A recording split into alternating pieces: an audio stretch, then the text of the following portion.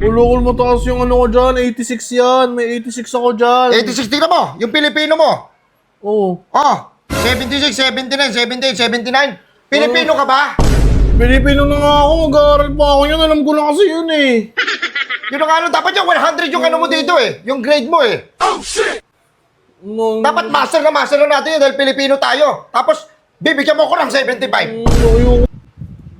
Tapos yung English mo, ang taas. Ano ka ba? Amerikano ka ba? Hindi. Yung values mo ilan? Ayun o, mataas yung values ko dyan o. Ang taas ng values mo, 80, 83, 84, 86. 86. Values. Ang values. Sa school, mabait ka. Dito ka, demonyo mo. Hindi Anong gusto mong palabasin? ko alam mo ba't ganyan. Subukan yung lakas ko. Ng hama mo. Hindi. Patigas na ng patigas yung bungo mo, ha? Sinusubukan mo ba ako?